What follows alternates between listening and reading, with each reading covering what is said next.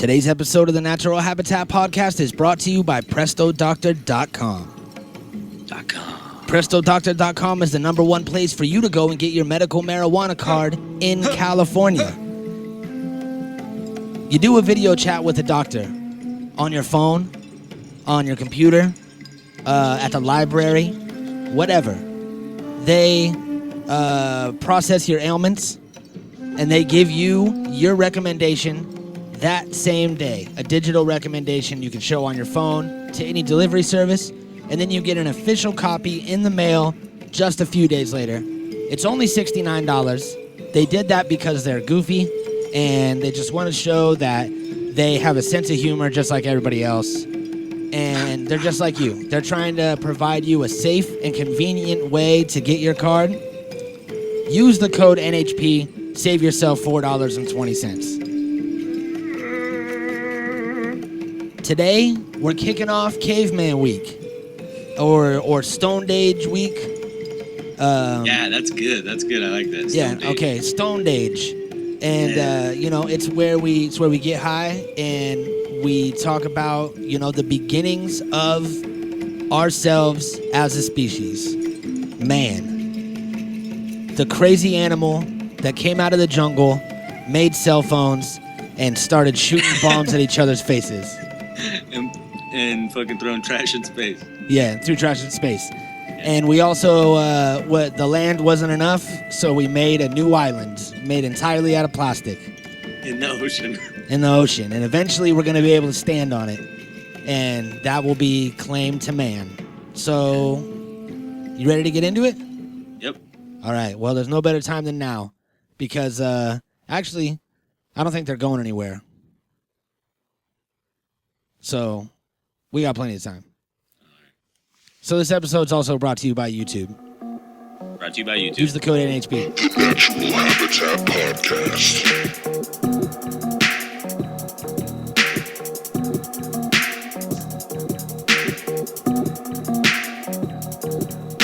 The Natural Habitat Podcast.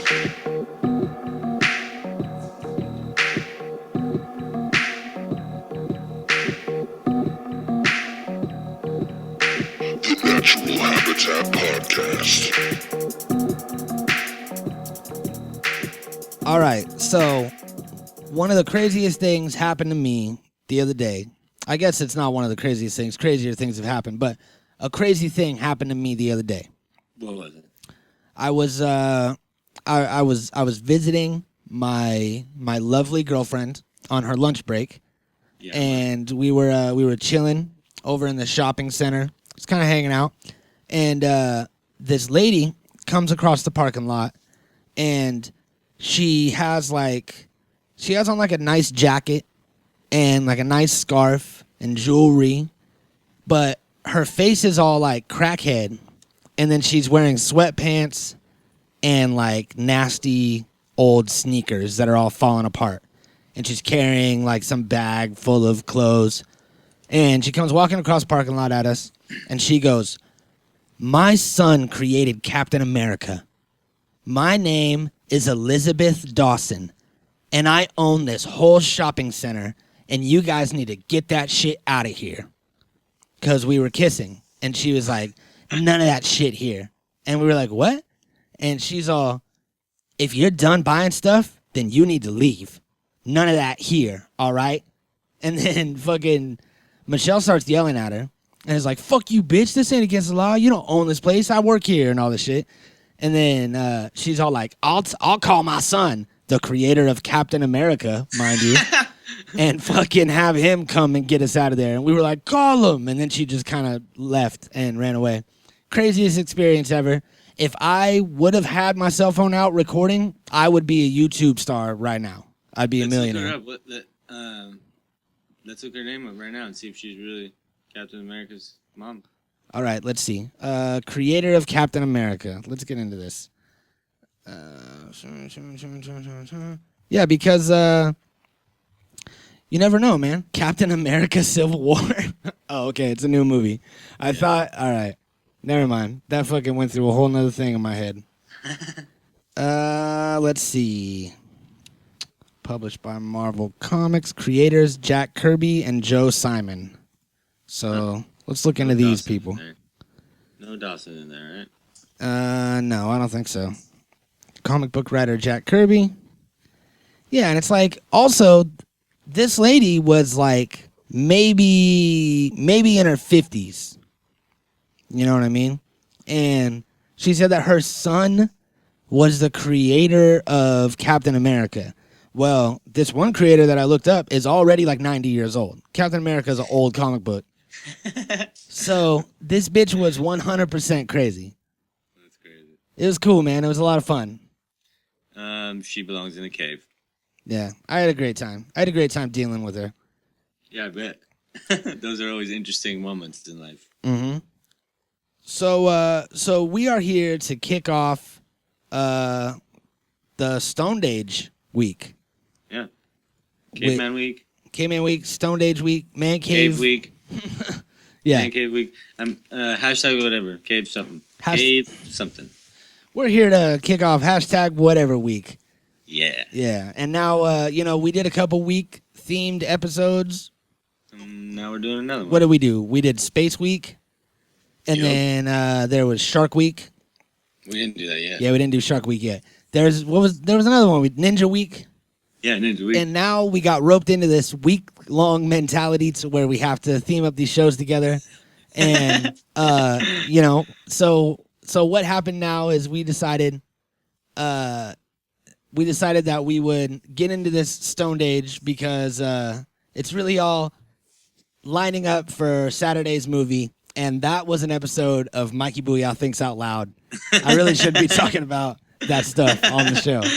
Yeah, good looking out. Thanks for breaking it down for everybody. Mm-hmm. So what happened today is I've been dabless for a while, and I just recently got some dabs. And I'm super fucking lit. Yeah. All the way high. Yeah, man. So today we're going to be getting into the Flintstones TV show that actually didn't really last that long. It was from 1960 to 1966, the original show. And, just the impact that it made in that 6 years got picked up again, turned into a movie, turned into another movie. And then I want to say that there was like a newer series somewhere down the road. And it's definitely something that I remember from my childhood strongly. Everybody in the last fucking 70 years? What about people that were 60 born? years? What about people that were born in caves? What about them? Have they seen the Flintstones? Probably. Yeah, you're right. Because some people are just born in caves. If like a pregnant lady was spelunking, and then she had labor, but she had labor, and then but there was a home for them to go back to. Yeah. But sometimes there's homeless people that live in caves and underwater sewer systems of Las Vegas. And what if they have babies? You know what I mean? They probably got some like fucking VHS. They got an iPad down there. Yeah, they got. I wouldn't doubt it. I wouldn't doubt it if they got an iPad. They're stealing Wi-Fi from somebody. They're doing something. Yeah, they steal Wi-Fi from the casino above them, and they use like solar panels to charge their iPad that they stole or traded for crack. I don't know why I'm judging these people so hard. They could have worked for it. You know what I mean? They don't know nothing about the Flintstones. They don't. That's really why I'm judging them, because we're different. You know what I mean? It's like I watch the Flintstones. They watch Netflix, which doesn't have Flintstones on it. Go pull up your Netflix queue right now and type in Flintstones. Are you sure? Yeah. Type it in. See what happens. Are you going to check? Yep. Because there might be... Yeah, I'm going to backpedal real quick. No, I'm going to stay with it. I believe there's 2 on there right now. I think there's no Flintstones on there right now at all. I think there's 2 on there right now. 2 movies? 2 Flintstones movies. 2 Flintstones things? 2 Flintstones movies. Animated movies? No. No? Live action John Goodman movies? Yep. All right. Well, yeah, they're both on there. Are they? Netflix. right now. The one from '94 with John Goodman, and then the fucking one in 2000 with the other people, fucking Stephen Baldwin and somebody else. Well, you know what happened? I know what happened. You got too high. They no. This is what happened. It's May like 10th right now, so they just added a bunch of stuff on May 1st. So they just added the Flintstones. That's what happened. These were on there before that. They just added them, you know, and then you're just trying to say they've been there forever. I'm not having it, man. So on a side note, before we get into this, you actually have a new track that has been released recently, correct? Yep. Why don't you tell us a little bit about it? It's brand new. Who's it with? Who produced it? It's called Shining. It's by Luxor and Toxin. It's on Trap Chords and Just Trap on SoundCloud, and it's about to be on YouTube soon, so go check it out. Oh, shit. And I probably got another one coming next week, and fucking another one after that. And I got a lot coming, so just check out the page and follow it so you don't miss. Yeah, if you go to naturalhabitatpodcast.com/music, then you can get all the music from Joey here, from myself, from Awesome Ty, and a song from William Waffles, a little special William Waffles track. Yeah. That's not true, but good old Portland Bill. You know, I actually do have a song that me and Bill made like years ago, and it was something about like along the lines of how he was like a baby eater because that was always his thing. Like nice. when we were kids, he was like satanic, he wore like 666 shirts all the time, and he was always Satan for Halloween and shit like that, you know what I mean? And then his gimmick was that he would eat babies. Before we ever listened to Brother Lynch or anything like that, he loved eating babies. So we made this whole song, and I wrote out like verses for him, or I want to say that like he wrote them, and then I helped him like shape them and like help him fit. You know what I mean? We like kind of did it together, and then he spit them. We made the song, and we never released it. It's just like somewhere in the spank bank on my computer. But I recently stumbled across it and listened to it. It was a horrific song. Both of us. Yeah. Well, and that's what it's all about. You know what I'm saying? Like, those are just memories. Yeah. You know, that's really all it's for. I mean, of course it's going to be embarrassing because it's just like, you know, it was that time. You know what I mean? And I can make songs today and then fucking 2 years from now, not like these ones either. Yeah. Because, you know, it's a constant state of evolution. I remember I said, booyah on this bitch, so you better hide your weed sack. And then he started his, I don't know. I remember. Oh yeah, Kruger was his rap name. And he said, Kruger in this bitch, so you better hide your baby, son. I ain't eating a baby all day. Okay, maybe one. And that was like, that was how it all went. And it was dope. That was pretty good, actually. Yeah, it turned out dope. So it was just poorly recorded and slammed together. We were just high. We might even been on hallucinogenics. Oh, you talking about a little NHP smoke sesh? Yeah. Smoke some smoker barrel. We got a Flintstones theme song that you might not remember. Oh shit! We did this in an episode of Guess That Theme Song. One of the early ones when it was just you and me playing, and it was like it was one of the curveballs because it's the Flintstones theme song, but it's not the Flintstones theme song that we all know and love. It's the Flintstones theme song for the first 2 years. And I think it's just as good. Yeah. And it's kind of the same song. Yeah, let's play it. Let's do it. I got to heat up this nail. This song's only 43 seconds long. We can get this going. Everybody out there, flick your bics, snap your pics, and hashtag them NHP Smoke Sesh. We got a couple submissions the other day.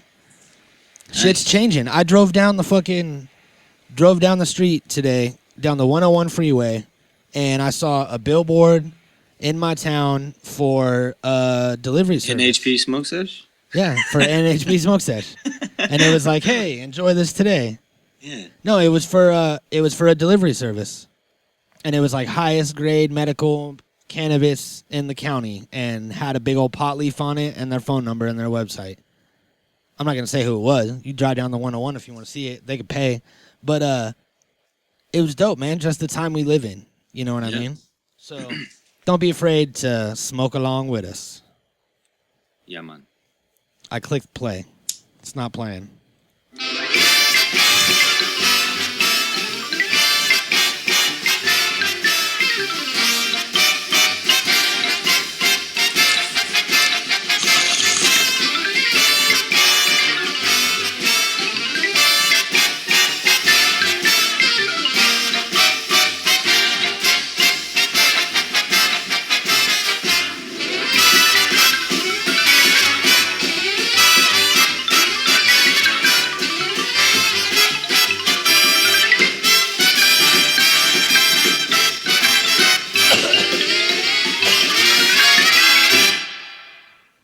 Don't forget, this episode is brought to you by YouTube. Every video we play it from YouTube. Yeah, that's very true. What he said.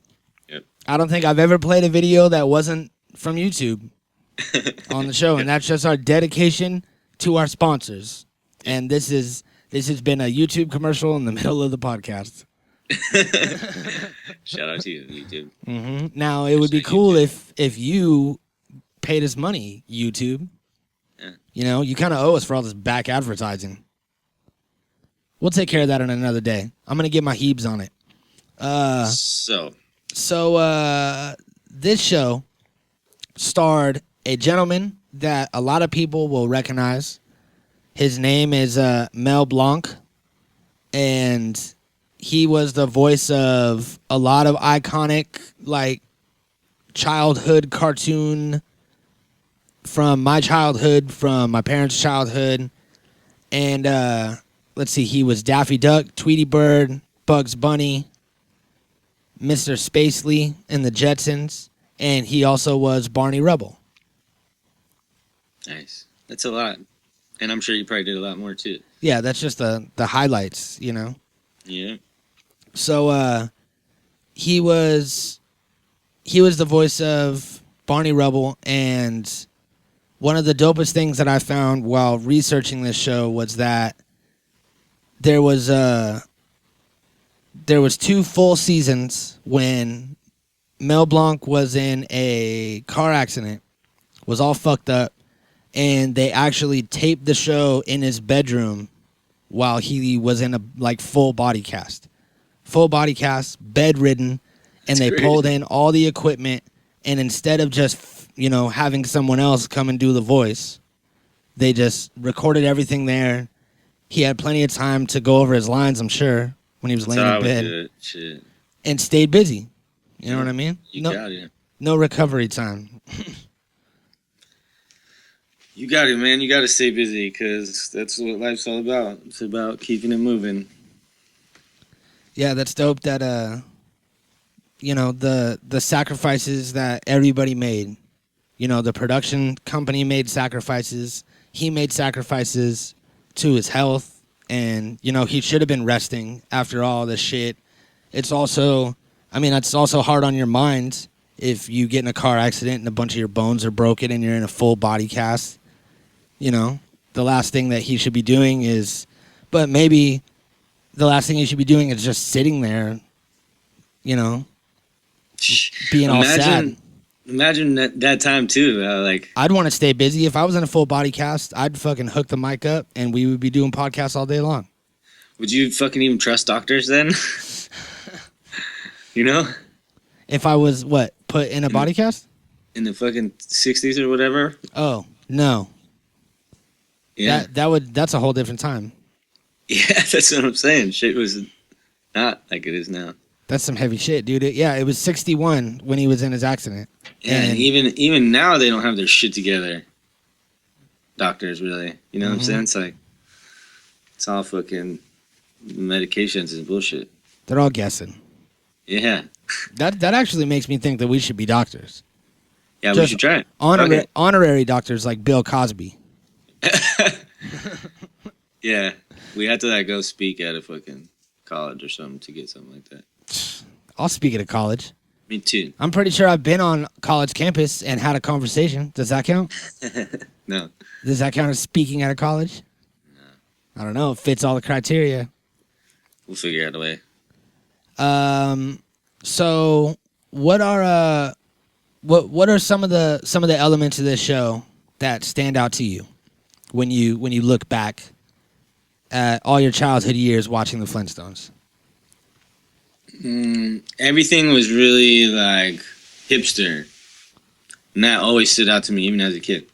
I mean, I didn't really know what a hipster was yet, but I knew what the fuck time it was, and I could tell like, you know, like they would fucking party, and they were kind of hippies, and they would fucking they would go with bands and shit. They would fucking, you know, go eat at the fucking place up on the hill, you know. They fucking like, they were rock stars kind of in their town, but normal people at the same time. It was weird. Mm-hmm. It's like everybody knew them and they could fucking do whatever they wanted to, but they were fucking supposedly humble family, just works at the quarry, and you know what I mean, at the same time. So yeah, it was super hipster. Yeah, that's a good point. It showed like the real side of the American family, just in a different setting. And I think there was something that you fucking said about the show. Look, this is what happens when I don't have dabs for a while, and then I fucking take dabs, and then I get all fucking high as shit.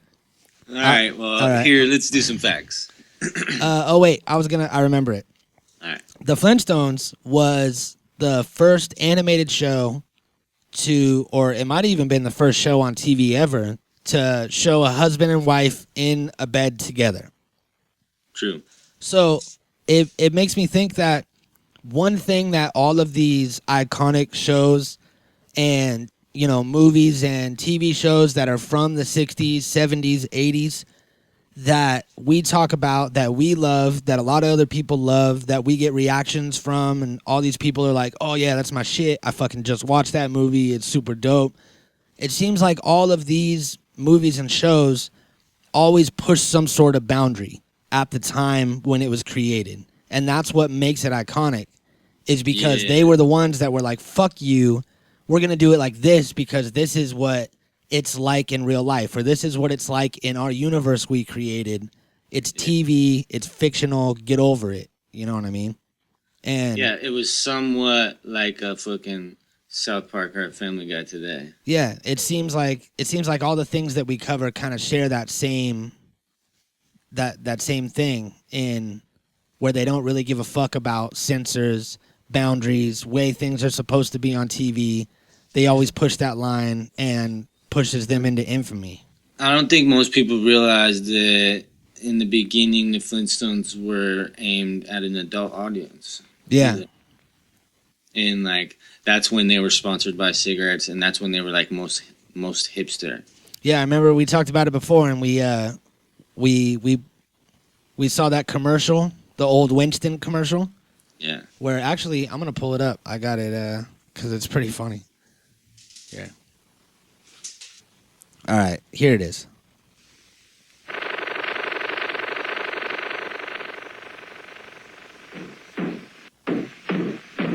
They sure work hard, don't they, Bunny? Yeah? I hate to see them work so hard. Yeah, me too. Let's go around back where we can't see them. Gee, we ought to do something, Fred. Okay? How's about taking a nap? Hey, I got a better idea.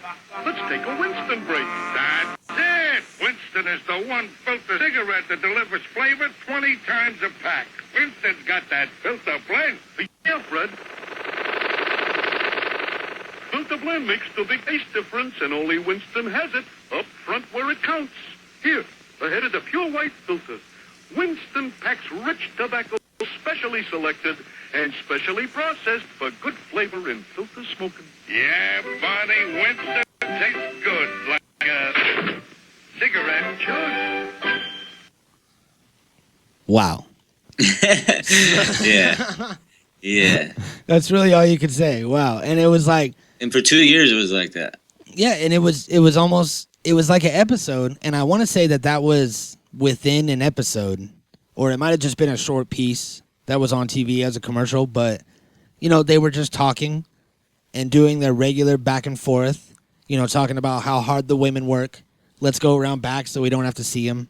And then when they pull out the cigarettes, it's like, why don't we smoke one of Winston brand cigarettes? And then it turns into like this whole different thing, you know, like when people do, like when I do commercials in the beginning of the show, I do some like commercial voice, you know what I mean? Yeah. And it's almost like, it's weird, like how they just threw it in there in this cartoon. And I want to say what happened is they ended up getting more of an audience, in like a younger audience than an older audience, and then they ended up changing their format of the show. But in the time, in the 60s, there was, you know, cigarettes and alcohol ads all over the place. I remember when I was a kid, they had Joe Camel ads on TV, and he was like a cartoon fucking camel playing pool in some leather jacket, all badass, and then they outlawed it to where you couldn't use cartoons to sell cigarettes because it appeals to children. Yeah. So that shit was way normal back then. You know what I mean? Yeah, it definitely was a different time for sure. It was like the Wild West still. Yeah, it was crazy. It was crazy. But let's play a clip. All right, I have this interview with the voice actors, Alan Reed in particular, and I want to say he does this interview in character as Fred Flintstone the whole time. I don't know if it's the whole time. I don't know. Well, let's see. I know that it sounded like I was starting to question his sanity a little bit when I listened to it. Let's see what you think. Mr. Reed has been called the man of 1,000 voices, and I'm sure we could get him to show us a few. Welcome to our show, Fred. Oh, welcome to you, to Bedrock, because that's where I'm going to take you today. Mr. Reed, you're about to embark on still another season with that famous character. You mean Fred Flintstone? Yes. I love doing Fred. I've been having a ball with him. This is our 6th season.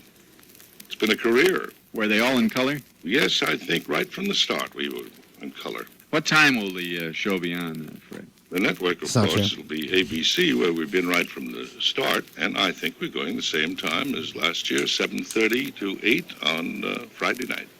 I understand that you started on the stage as a spear carrier in the old pioneering days of network radio. You've been in some motion pictures also, I believe. About 40. I imagine the technique of turning out a creation like the Flintstones is quite a different bit than making a conventional movie. They start with the voice, you know. We don't mouth to finished artwork. They start with the voice, and there's a reason for that. The artists take from our voices and draw accordingly. For instance, if we have a take, if let's say Barney and I are driving along and Mel says, hey, that monster's in back of us, and I'm being brave, and I say, I don't care if that monster ever gets close to me, and I turn around and see him, and I say, Now, the artist has to be able to match this kind of thing, you see? You mentioned Mel. Is this Mel Blanc? Mel Blanc, yes. Mel plays Barney. Mel It's Blanc. been a pleasure working with him. I said it wrong the whole time. He's a very, very clever, talented man. I think that all of the Flintstones' voices are fine evidence of the talent in the cast. Who are the other voices on the show?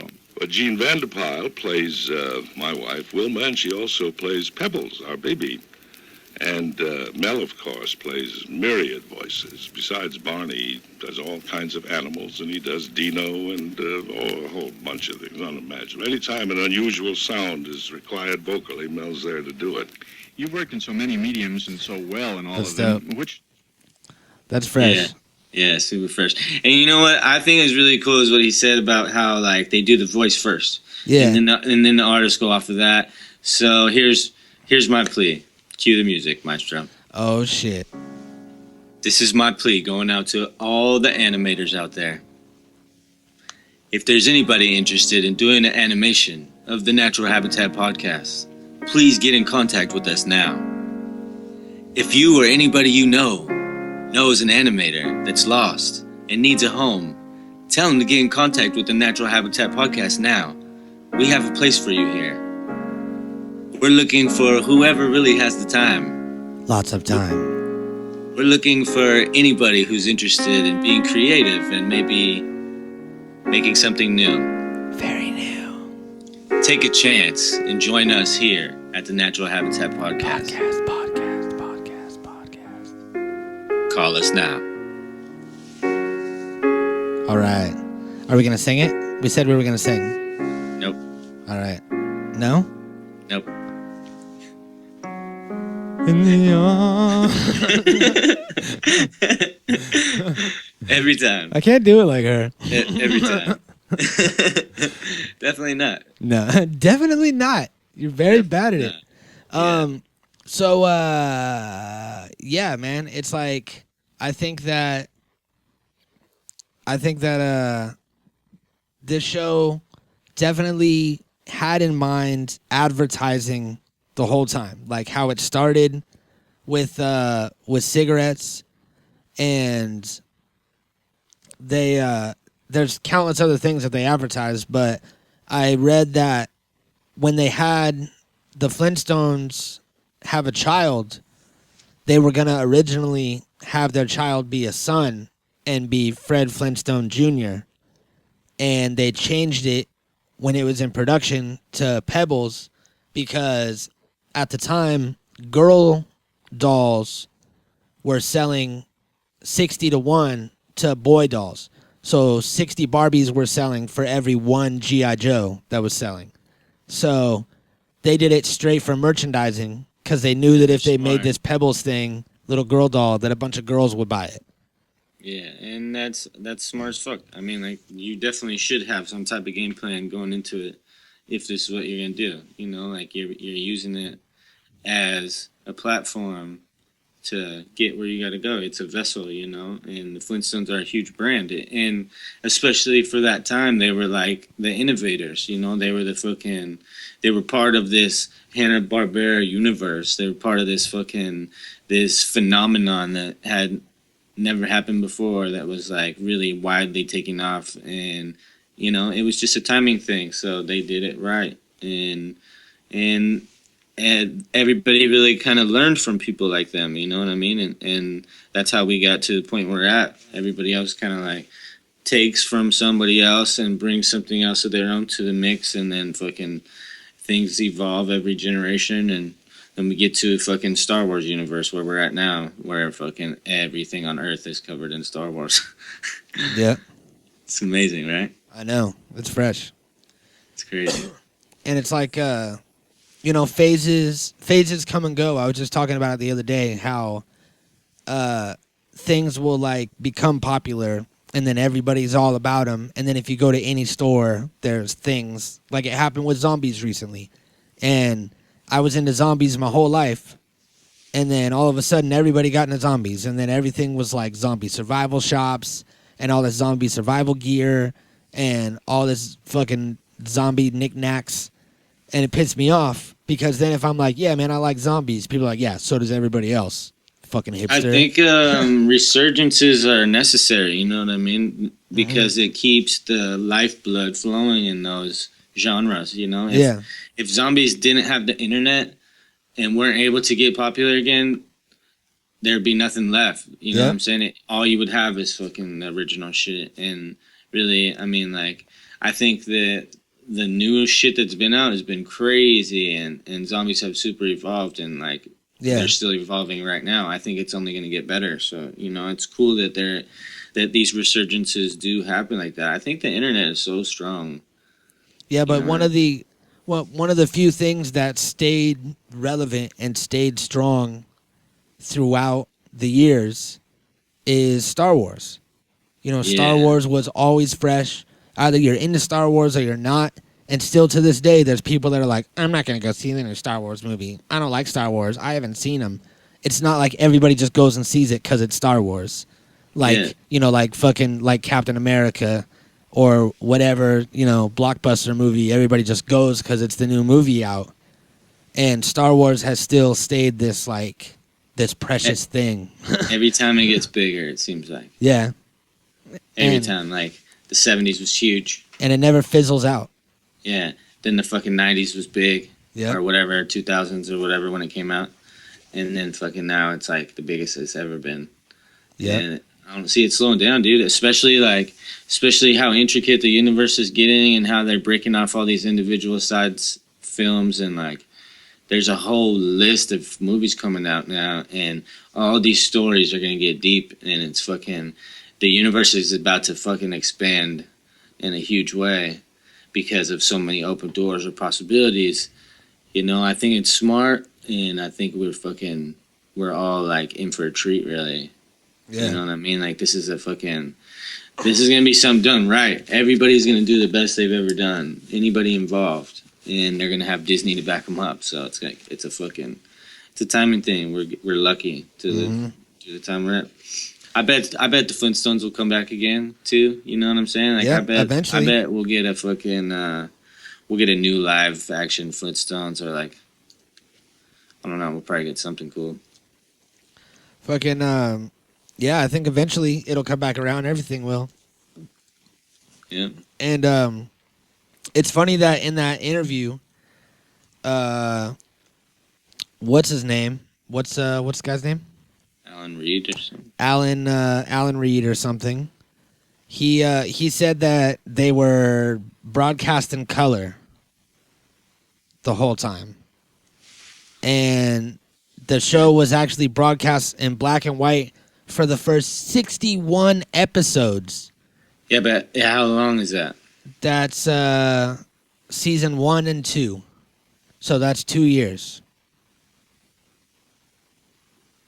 So that's a pretty good chunk of time. 2 years, 2 seasons, 61 episodes that were black and white. And he was like, we were color from the beginning. I'm insane and don't know anything anymore. And then he just went on to tell us stories. So now I don't believe anything that guy said. Yeah, right.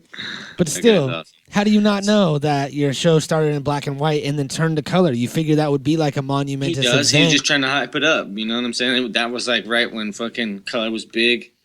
You know, and he's like, yeah, dude, we were fucking color first. You know, and it's like, that's that type of thing. Okay, yeah, like, that makes sense. He was like, we've always been in color, ho. What the fuck you talking who the about? fuck are you? We're always color. Who the fuck are you?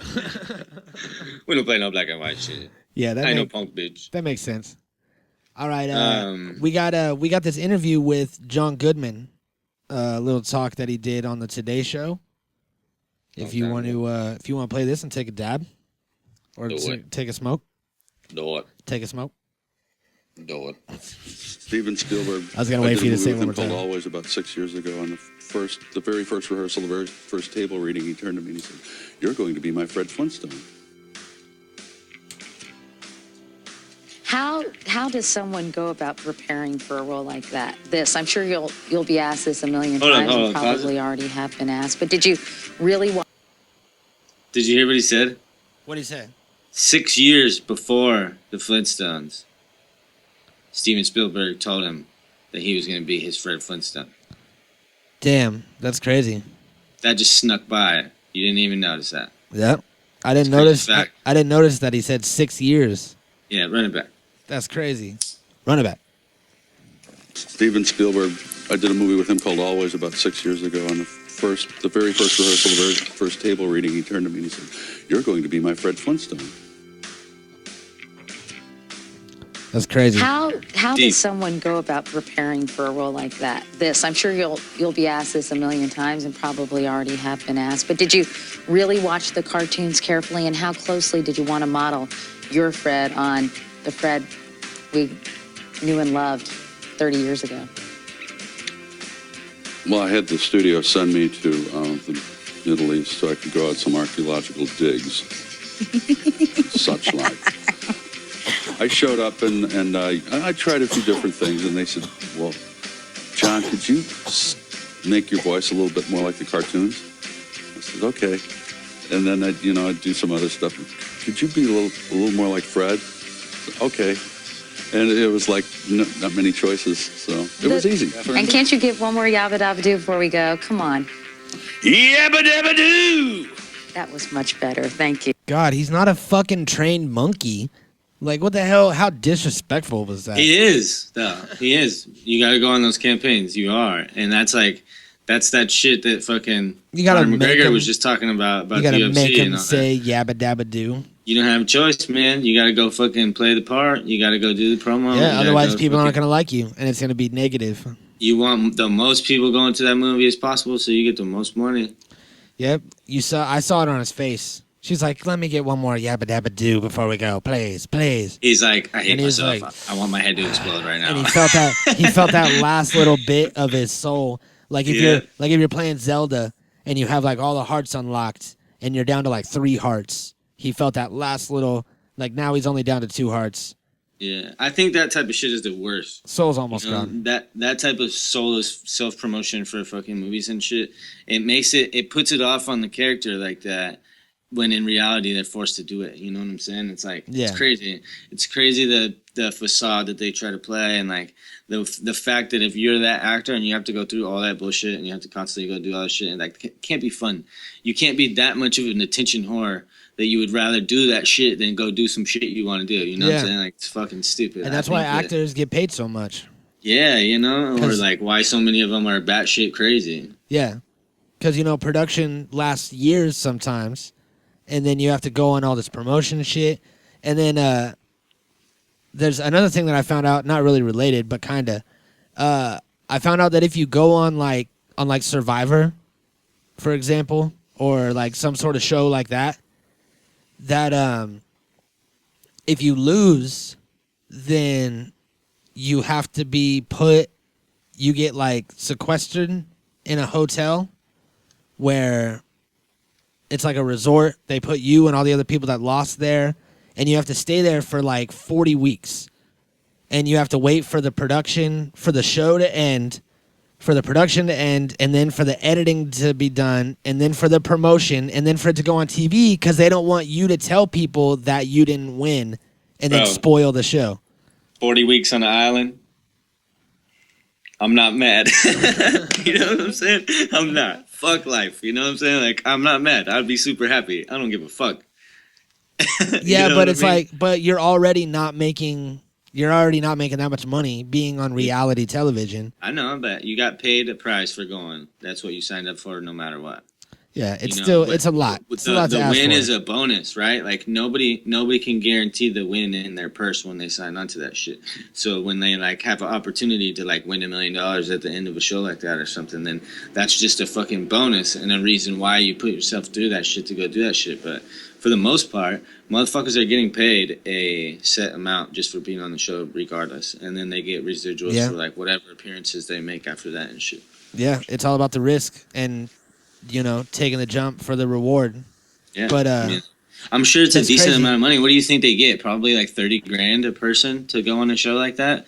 If you could get $30,000 for sitting there for 40 weeks, I mean that's probably more than you're gonna make at your normal job. So I heard that in the good days of reality TV, when it was like actually when it had the top ratings and all that shit, that the most you would get is like $2,500 per episode.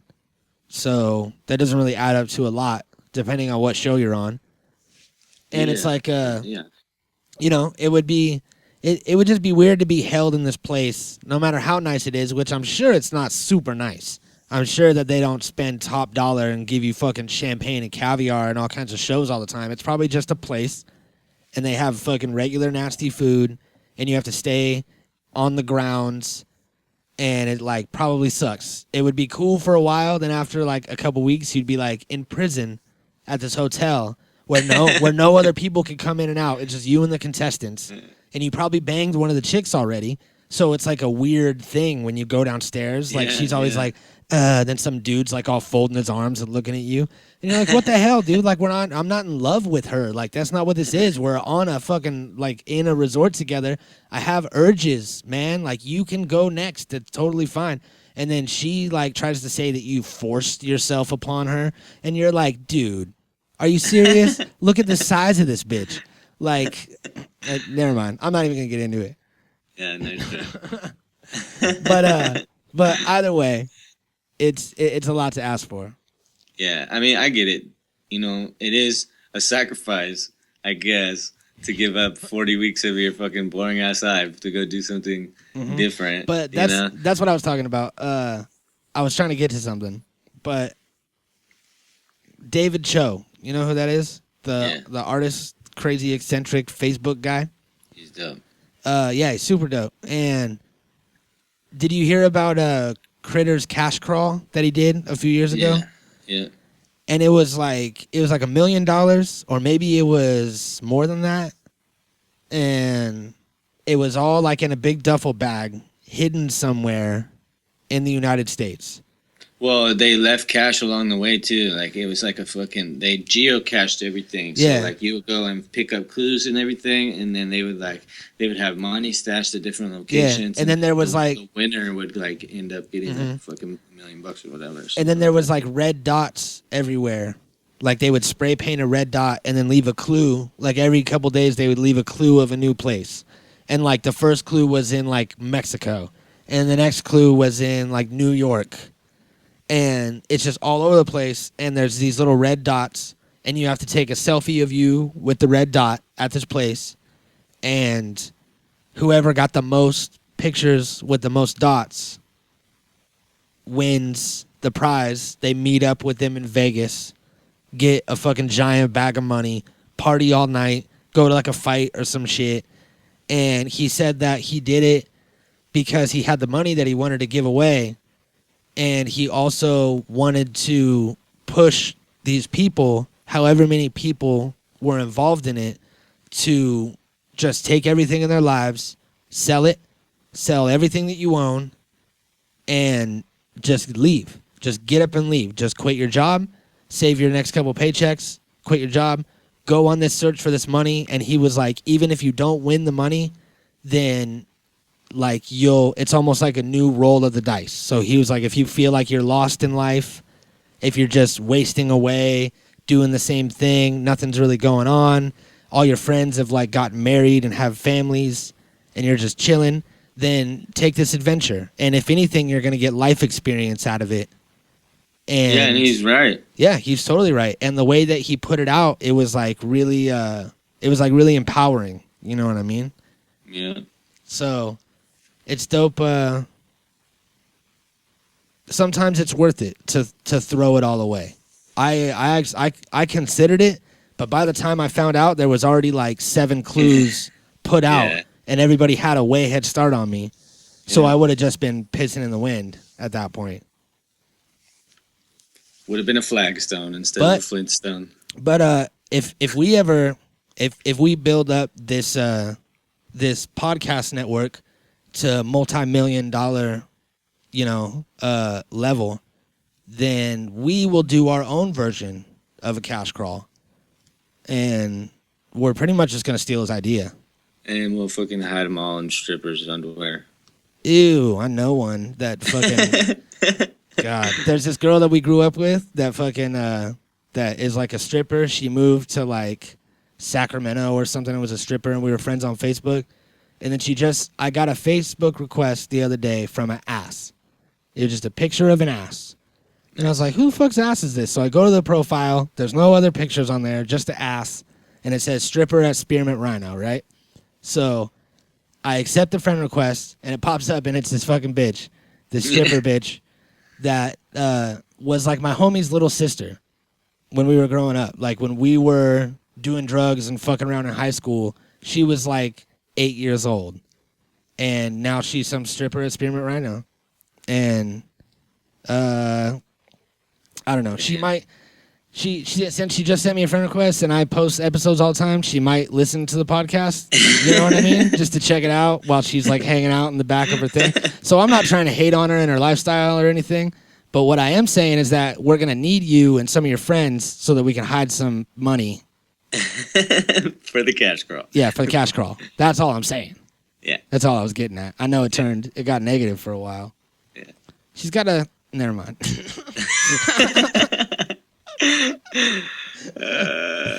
Oh, shit. All right. On that note, I think we're out of here. Yep, that's it.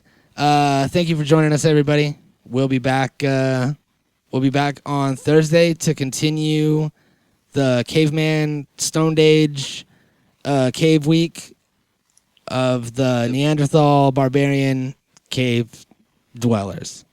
Prometheus Extravaganza. There we go. We're just gonna, you know what? We're gonna have a lot of tags on this episode. Yeah. All right, let's get out of here. Peace, bitches. Natural Habitat Recordings.